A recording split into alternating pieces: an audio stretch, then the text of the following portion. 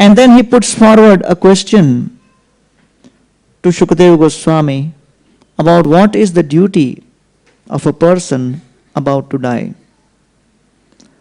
Atah pritchami samsiddhim yoginam paramam gurum purushasya yat karyam mriyamanasya sarvatha. So this is the entire sum and substance of the Srimad Bhagavatam. He says, please explain to me what is the duty of a person at every moment and what is the duty of a person about to die.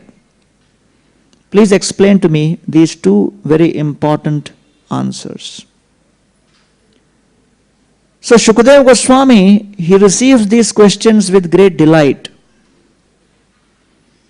because one should also know what questions to ask whom. If you ask the wrong questions at the wrong source, then you will not get the proper utilization. When you go to the doctor, then you ask questions to the doctor regarding health. You can't go to a doctor's clinic and tell him that my tire is punctured. Can you help me out? It doesn't make sense. Nor can you go to the pawn shop and ask, who am I? What is the goal of my life? He'll say to eat pan. Take it now. Don't delay.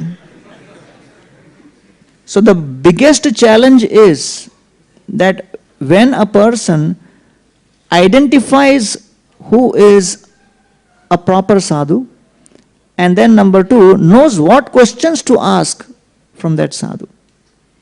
So therefore Shukadeva Goswami is very happy, and he says, Variyan eshate prashna krito lokahitam nripa atmavit sarvata pumsa shrotavyadisu yatpara. He says, Variyan eshate prashna.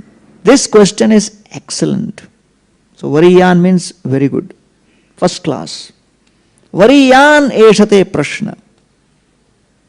Now Shukadeva Goswami is very delighted to hear about these questions because he has the answers.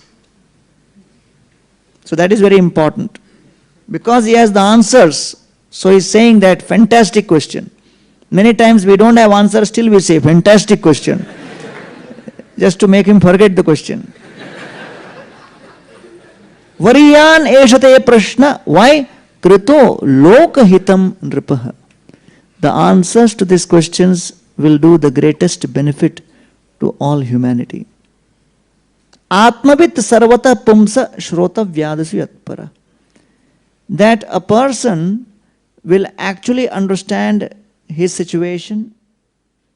I am the soul and I am related to Krishna, and that connection is established through devotional service. These are topics which are transcendental. Shrota vyadishu yat paraha. It is beyond the influence of the modes of nature. It does good to all. And speaking like this, then Shukadeva Goswami begins detailed narration of the Srimad Bhagavatam from the second canto onwards, third canto, fourth canto, fifth canto. And he goes on speaking. And the entire narration is in the form of responsive questions and answers. So, at a certain point, Shukadeva Goswami would stop, and then Maharaj Parikshit would ask him to speak more on a particular theme. And in this way, the narration has been proceeding. So this description of Krishna Katha and transmission of transcendental sound vibration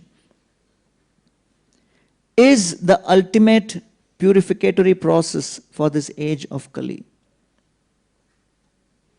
And that is considered to be the greatest benefit for the ears and the tongue.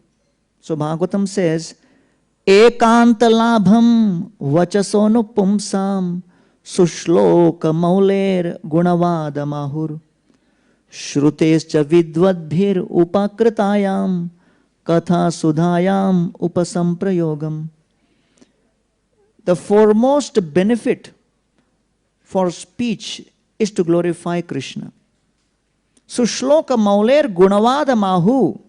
If we are able to absorb our tongue in glorifying the wonderful transcendental, super excellent pastimes of Krishna. So Shloka Mauler, who is actually glorified in very beautiful poetry. Shrutescha vidvadbhirupakritayam. And for the ears, the greatest benefit is to come to a place where Katha is going on. Katha sudhayam upa samprayogam. So yogam means to connect. Prayogam means to perfectly connect. Samprayogam means perfectly connect. Upa samprayogam means you have to be there to connect. That means you come near. That means you hear.